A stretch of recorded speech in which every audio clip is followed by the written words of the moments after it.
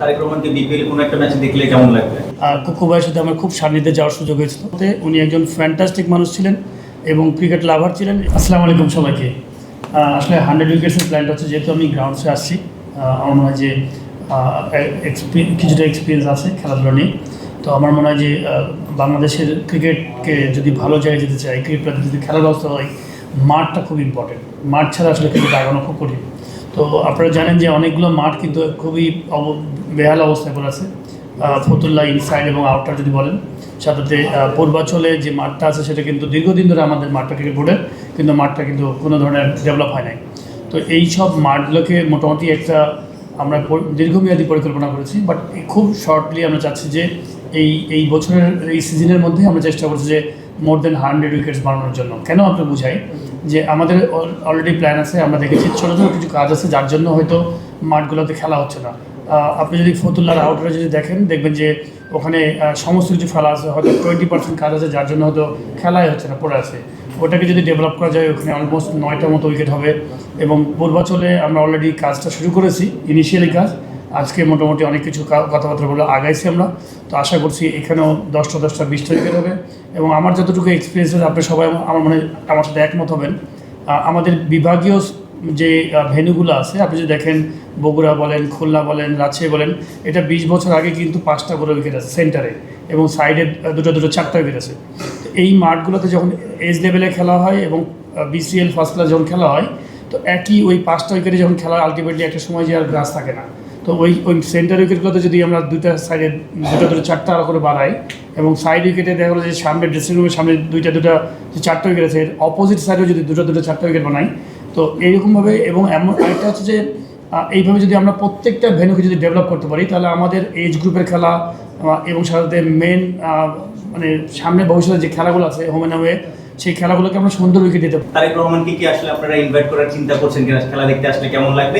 পাশাপাশি আপনার প্লেইং ক্যারিয়ারে তারেক রহমানের ছোট ভাই কোকো একটা বড় অবদান ছিল ক্রিকেট বোর্ডে, আপনি যখন দেখেছেন অনেক সুবিধা পেয়েছেন বা অনেক কিছু আপনাদের স্মৃতিচারণ যদি করেন, কোকোর বিসিবিতে আসলে অবদান কেমন ছিল?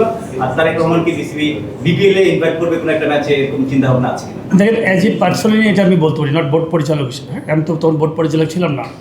আমি অ্যাজ এ পার্সন আমি খেলোয়াড় ছিলাম, এবং আমার জানা মতে কুকু ভাইয়ের সাথে আমার খুব সান্নিধ্যে যাওয়ার সুযোগ হয়েছিল। এবং আমি তখন বেশ কয়েকবার ক্রিকেট বোর্ডে এবং বিশেষ করে গুলশানে অফিসে অনেক আলাপ করেছি। আমার দেখা মতে উনি একজন ফ্যান্টাস্টিক মানুষ ছিলেন এবং ক্রিকেট লাভার ছিলেন। এবং আমি যতদূর জানি, উনি তার যে বাবা মার যে জায়গাটা, সেই জায়গার অবস্থান থেকে উনি কোনোদিনই খেলাধুলা জায়গাতে কোনো ধরনের অ্যাডভান্টেজ নেন নাই, বরঞ্চ উনি সবসময় কী করে প্রপার ইউটিলাইজেশন করা যায় এবং প্রপার যোগ্য মানুষদেরকে কোথায় নিয়ে আসা যায়। আপনি যদি দেখেন যে বাংলাদেশ ক্রিকেট বোর্ডের ডেভেলপমেন্টে যে জায়গাটা ছিল, আপনি খেলা আছে কিনা জানা, এইচপি, আমার কাছে মনে হয় যে ওনার একটা বিশাল একটা প্ল্যান ছিল, ফিউচার প্ল্যান। এবং ওই সময় আমি জানা মতে তখন আমরা কেবল ন্যাশনাল টিমে খেলছি, পিছনে মুশফিক, তামিম বা যারা ছিলেন, আমার কাছে মনে হয় দেখেন ওই সময়টা রিচার্ড ছিলেন আমাদের কোচ। সুপার চমৎকার কাজ হচ্ছিল। তো আমি যতটুকু মিশেছি, যতটুকু দেখেছি, ফ্যান্টাস্টিক মানুষ ছিলেন ক্রীড়াঙ্গনের জন্য, আমার কাছে মনে হয়। আমি মিস করেছি, এমনকি আমার মনে আছে যে অ্যাজ এ কী বলবো, যে আমি ওনার কবরও জিয়ারত করেছি।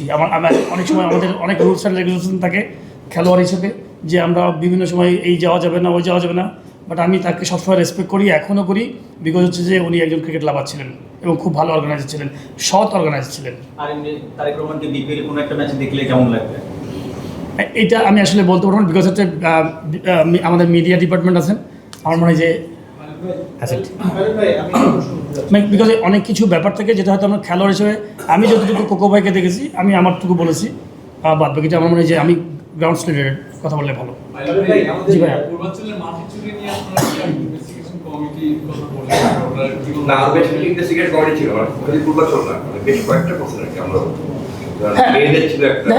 দেখেন আমি আপনাকে প্রথমেই বলি, আমি এর আগের দিন একদিন বলছি, আমি কিন্তু আসলে আমার ইচ্ছা ছিল যে একটা আমার গ্রাউন্ড রিলেটেড একটা প্রেজেন্টেশন দেবো, সবাই মিলে একটা কাজ করতে যায়। আপনাদের কোনো ভিউ থাকলে আপনারা বলবেন, একটা যেন ফিউচার প্ল্যান, যেন সবাই এটাকে বাস্তববাদী একটা প্ল্যান মনে করে, যে না আমরা সবাই মিলে ক্রিকেটের জন্য কাজ করতে চাই। আমিও হয়তো আমার মনে আছে যে আমি সবসময় যখনই কোনো ডেভেলপমেন্ট নিয়ে চিন্তা করছি গ্রাউন্ডসের, তখনই আমি ফারুক ভাইয়ের সাথে সারাক্ষণ জ্বালাই, ফারুক ভাইকে ডিস্টার্ব করি, সারিয়া নাফিজকে ডিস্টার্ব করি, আচ্ছা এইটাই হলে কেমন হয়, ওটা হলে কেমন হয়, এই বিকজ আমরা ভুল করতে চাই না, যে এই জিনিসটা যেন আমি একটা ভালো কোয়ালিটি জিনিসটা যেন 2 বছর 5 বছর 7 বছর পরে মানুষ বলতে পারেন না এটা ভালো জিনিস করে গেছেন ওনারা। তো আমি ওটাই বললাম যে আপনি যে কী যেন বলছেন ইনভেস্টিগেশন যেটা বলছেন, দেখেন আমি এর আগের দিন কয়েকটা মিডিয়াতে বলেছি যে দেখেন দুঃখজনক একটা যে আমাদের ওয়ার্ল্ড ক্রিকেটে যদি দেখেন পার্শ্ববর্তী দেশ দেখেন অনেক প্লেয়াররা বোর্ডের সাথে এনগেজ হয়, অস্ট্রেলিয়া বলেন, নিউজিল্যান্ড বলেন, ইংল্যান্ড বলেন, তারা ক্রিকেটকে কী করে আরও ইম্প্রোভাইজ করে ক্রিকেট ডেভেলপ করবে, ক্রিকেটের ডোমেস্টিক ডেভেলপ করবে, মার্কেটিং কীভাবে হবে, আরও কী করে ক্রিকেটের জনপ্রিয়তা বাড়বে, দেশের কী করে প্লেয়ার তৈরি হবে, সেই কাজগুলো করেন। সেই হার্ড ডিস্ক থেকে তারা ট্রান্সফার করে ইমপ্লিমেন্ট করে। আমাদের দেশে ধরেন আমরা নির্বাচন হওয়ার পরেই আমি ওই মানে আনফর্চুনেটলি ওই ডিপার্টমেন্টে পড়ে গেছি গ্রাউন্ডসে, যে ওইখানে এসে দেখি মাটি নাই। তো খুবই দুঃখজনক যে আমাদেরকে আবার ওই তদন্তেও যেতে হয়। তো আমি আমার ফার্স্ট এক্সপিরিয়েন্স থেকে বলি, যেটা হচ্ছে যে আমার কাছে মনে হয়েছে যে এই ডিপার্টমেন্টে একটা এটা তদন্ত কমিটি হওয়া উচিত, যেটা গ্রাউন্ড স্টেপে কেউ থাকবে না, একটা নিউট্রাল তদন্ত কমিটি থাকবে, যেখানে কিনা দুইজন বাইরের আছেন, দুজন আমাদের বোর্ড ডিরেক্টর আছেন, যারা কিনা অডিট এবং ফাইন্যান্সে যারা ওই রিলেটেড থাকবেন, সুবিধা হবে। তো এইভাবে করা আছে। তো খুব শর্টলি আমরা মোটামুটি হাফ হয়ে গেছি তদন্ত, আর হয়তো খুব শর্টলি আমরা হয়তো তদন্তের একটা রিপোর্ট পেয়ে যেতে পারি খুব শীঘ্রই। আমি যতটুকু আশাবাদী, ইনশাল্লাহ এই রিপোর্টটা আশা করছি পাবো। প্রথমবার পেয়েছি রাইটার না লেফটার? রাইটার না লেফটার? না, সহজ প্রশ্ন একদম। হ্যাঁ, রাইটার না লেফটার? আপনার তিনজনই কর্পোরেট পার্সোনালিটি, আমি যতটুকু জানি। পাইলট ভাই একটা বড় প্রতিষ্ঠানে হয়েছে, আমজাদ ভাই নিজেই এন্টারপ্রেনার, আপনি নাবিল গ্রুপের সাথে যুক্ত রয়েছেন এবং একটা বড় জায়গায় রয়েছেন।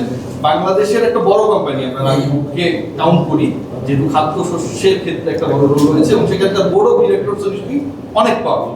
তো আমার প্রশ্নটা বাবু ভাই এই জায়গায় যে ধরেন আপনার বোর্ড অফ ডিরেক্টরসের যদি কোনো ব্যক্তি কোন একটা মিডিয়ায় অফিসিয়ালি গিয়ে আপনাদের বোর্ড অফ ডিরেক্টরসের আরেকজনের ব্যাপারে দুর্নীতির অভিযোগ তোলে, আপনারা বোর্ড অফ ডিরেক্টর সেটা তদন্ত করবেন কিনা? আমি আমার প্রশ্নে যাচ্ছি, জাস্ট এটুকু একটু জেনে নিই। হ্যাঁ, এইখানে ভাইয়া খুবই স্পষ্ট একটা ব্যাপার, সেটা হচ্ছে দেখেন আপনি গণমাধ্যম না কোনোভাবে। প্রথম কথা হচ্ছে আমি নাবিলের ডিরেক্টর না, বোর্ড অফ ডিরেক্টর না, এটা হচ্ছে প্রথম কথা। হ্যাঁ, সেকেন্ডলি হচ্ছে যে আপনি কোথায় ধরেন কে কোথায় কি বললো, আপনি নিশ্চয়ই জানেন যে বিসিবি একটা প্রতিষ্ঠান, একটা অর্গানাইজেশন, তার একটা নির্দিষ্ট নিয়ম আছে, একটা পন্থা আছে। সেই নিয়ম এবং পন্থায় যদি তথ্য প্রমাণ সহ কেউ যদি কোনো অভিযোগ দায়ের করে, নিশ্চয়ই বিসিবি সেটা। এই জায়গায় বাবু প্রশ্নটা সেটা হচ্ছে যে আপনারা তিনজন গত 3 মাস রানিং আপনারা বোর্ডে রয়েছেন এবং আপনারা তিনজনের বাইরে যদি আমরা দেখি যে লাস্ট 6 মান্থস সেখানটায় হচ্ছে বুলবুল ভাই ইজ ডুইং হিজ প্রেসিডেন্সি এবং ভালোভাবে তিনি কাজ করছেন।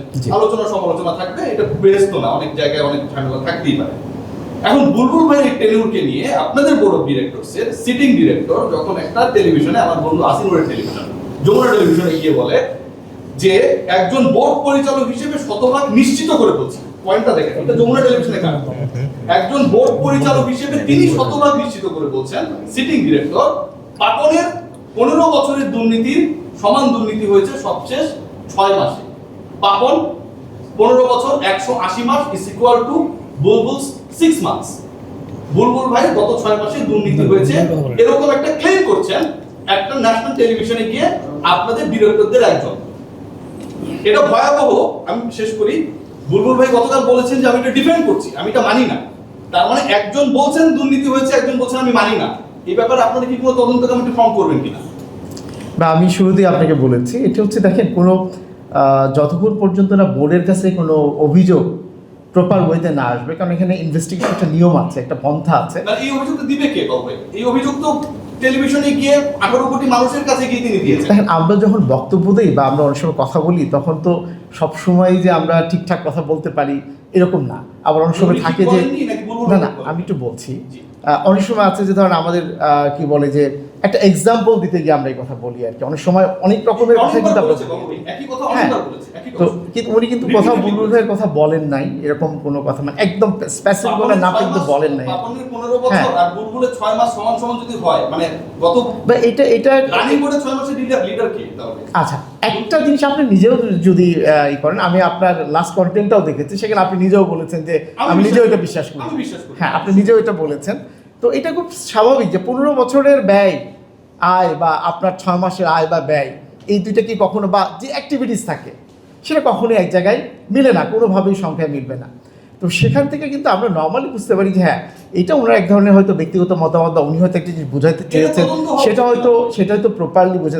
হ্যাঁ, এটা যদি অবশ্যই তো এটা না, এটা যদি বোর্ডে, এটা উনি ক্ল্যারিফাই করেছেন যে এখানে উনি ইনস্ট্যান্ট ওই সময় ওনার এই ধরনের বক্তব্য চলে এসেছে এবং এটা উনি কিছু মিন করেননি। সো ইফ রিকোয়ার্ড উনি ফার্দার ক্ল্যারিফিকেশন দিয়ে দেবেন। একজন মানুষ পাপনের 15 বছর মাথায় দেখেছে, বুলবুলের 6 মাস মাথায় দেখেছে, মিন না করে এটা বলেছে না। এই কারণে আমি একটু বলি, সেটা হচ্ছে যে কোনো ইস্যু নিয়েই কথা হতে পারে, বোর্ড যে কোনো বিষয় তদন্ত করতে পারে, কিন্তু সেটা যদি বোর্ডের নিয়ম অনুযায়ী, নীতি অনুযায়ী সেই ধরনের কোনো প্রস্তাবনা আসে বা সেই আসলে বোর্ড অবশ্যই সেটা করবে। করেছে বাবু ভাই আপনাদেরকে এই বক্তব্যটা ডিরেক্টর, মানে অনেস্টলি যদি বলেন। হ্যাঁ, খুবই অনেস্টলি বলবো যে এটা যে কোনো ধরনের স্লিপ অফ টাং যে কারো জন্য বিব্রত করতে পারে। পাইলট ভাই একটু আপনার কাছে যদি আসি। Yes please. হ্যাঁ, আপনি বলছিলেন একটু আগে যে আমরা আসলে সব জায়গায় যেতে চাই, প্লেয়ারদের একটা সুবিধা হচ্ছে যে কোনো স্টেক হোল্ডারের কাছে সহজে রিচ আউট করতে পারে। আপনার বক্তব্যের একটা পর্যায়ে আমি পেয়েছি যে কোনো স্টেক হোল্ডার আছে। আপনি ক্যাটাগরি সি, রাইট? জি জি জি। Category C, so you deal with the cricketers. So আপনার বিভাগের একজন নারী ক্রিকেটার অনেক কমপ্লেইন করেছিল, আমরা শুনেছি সেই জায়গায়, বাট আপনি তার সাথে কোনো কমিউনিকেট করেন নাই। ক্রিকেটারদের ক্ষেত্রে তো ক্যাটাগরি সি ডিরেক্টরের রেসপন্সিবিলিটি বেশি। উইথ ডিউ রেসপেক্ট, যে কে যোগাযোগ করেছিল আপনাকে যদি জানতে চাচ্ছিলাম। একজন নারী ক্রিকেটার কতদিন আগে? আরো ধরেন মাস দেড়েক। আপনি কতদিন আগে আমার সাথে যোগাযোগ করুন? 1.5 মাস আগে। 1.5 মাস আগে আপনার সাথে যোগাযোগ করার চেষ্টা, মানে আপনি যোগাযোগ করেননি, সে দাবি করেছে বিসিবি থেকে অন্যরা যোগাযোগ করেছে, কিন্তু পাইলট ভাই যোগাযোগ করে নাই। আমি তো ধরেন না হলে বাংলাদেশে কয়েক হাজার মানুষ ক্রিকেট খেলে, ছেলে হোক মেয়ে হোক। আমি একজন খেলোয়াড় হিসেবে, ফর্মার প্লেয়ার হিসেবে আমি কি সবার কাছে যে কার কি প্রবলেম কি সম্ভব? সবাই কি যৌন হয়রানির অভিযোগ করে না? আমাকে কিন্তু আপনি যেভাবে কোশ্চেন করেছেন আমি সুন্দরভাবে অ্যান্সার দিচ্ছি। আমার কাছে সেই ধরনের কোনো কথা আসে নাই, কোনো লিখিত কোনো কথা আসে নাই, তাহলে আমি কেন কীভাবে রেসপন্স করবো? বোর্ডে তো লিখিত দিয়েছে, আমার কাছে আসে না, আমি পাই নাই। এটা না, যেহেতু ওমেন্স উইংসের ব্যাপার আছে, সেটা ওমেন্স উইংসের কাছে যাবে। আপনাকে বোঝা উচিত, যেহেতু আপনি কর্পোরেটের কথা বললেন, আমি কিন্তু গ্রাউন্ডস দেখি। আমি যত বড়ই প্লেয়ার হই না কেন, আমাকে গ্রাউন্ড রিলেটেড মন্তব্য করতে হবে। যখন আমি এজ এ প্লেয়ার থাকবো তখন সব কিছু খেলা নিয়ে আমি সমালোচনা করতে পারবো, আলোচনা করতে পারবো। যখন আমি কর্পোরেট জায়গাতে কাজ করব তখন কিন্তু আমাকে বুঝতে হবে, আমি কিন্তু ইচ্ছা করলে মিডিয়া নিয়ে কথা বলবো না। আমি পছন্দ করি না, বিকজ তাদের ডিপার্টমেন্ট, অন্য ডিপার্টমেন্ট, তারা বলা উচিত। যেটা অনেক সময় আগের বোর্ডে একজন দুজন মানুষ সব বোর্ড নিয়ে কথা বলেছেন, আমি পছন্দ করি না আর কি। বেসিক্যালি আমার কাছে মনে হয় যে যার যে বক্তব্য হওয়া উচিত তার সেই জায়গা থেকে আসা উচিত। আপনি যেটা বললেন, আমার মনে হয় যে আমি কিন্তু এরকম কোনো কথা শুনি নাই বা আমার কাছে আসে নাই। আপনি যদি দেখাতে পারেন আমি খুব খুশি হব।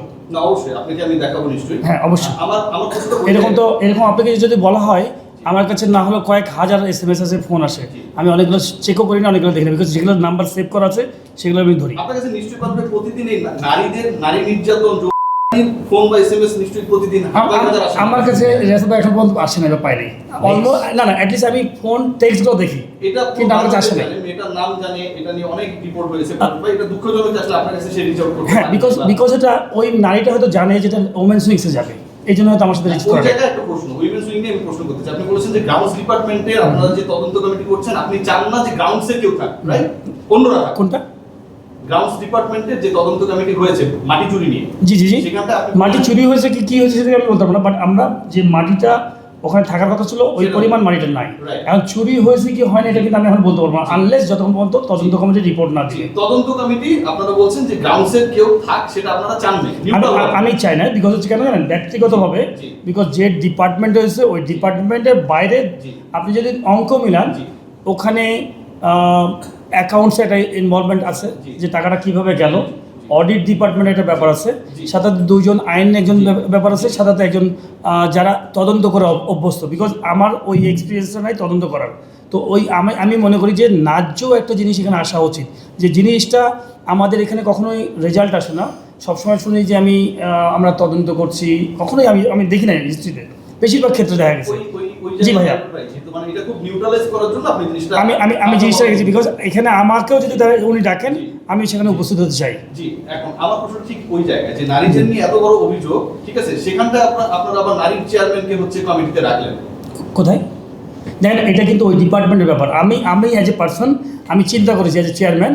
এখন অন্য চেয়ারম্যান কীভাবে দেখছেন সেটা তার ব্যাপার, তার ব্যক্তিগত ব্যাপার। এটা কিন্তু আমার ডিপার্টমেন্টের ব্যাপার। চেয়ারম্যান ফর্ম করেনি, বিসিবি করেছে। আমি সুপারিশ করেছি, অফকোর্স আমি সুপারিশ করেছি অ্যাজ এ চেয়ারম্যান যে আমাকে, হ্যাঁ বিসিবি ফর্ম করেছে। বিসিবি ফর্ম করছে নিশ্চয়ই, বিসিবি চেয়ারম্যান হয়তো ওমেন্স উইংসের চেয়ারম্যান হয়তো কোনো মতামত দিয়েছেন বা কিছু একটা করেছেন, এবং আমার কাছে মনে হয় যে আমার ডিপার্টমেন্টের নিউট্রাল হবে সেক্ষেত্রে। কোনটা আমার ডিপার্টমেন্টটা, মনে করেন যে আমারটা? সংশ্লিষ্ট ডিপার্টমেন্টে থাকা উচিত না। আমার গ্রাউন্ডসে গ্রাউন্ডসে না, আমি বলছি গ্রাউন্ডসে যেহেতু আপনি মনে করছেন হ্যাঁ। যে সংশ্লিষ্ট ডিপার্টমেন্টে ইনভলভমেন্ট না থাকাটাই বেটার নারীদের ক্ষেত্রে। এটা আমার কাছে দেখেন, একটা মানুষ দেখেন, আপনাকে বলি একটা কোচ চ্যাম্পিয়ন হবে কিভাবে, আপনি ক্রিকেট ভাষায় বলে দিই।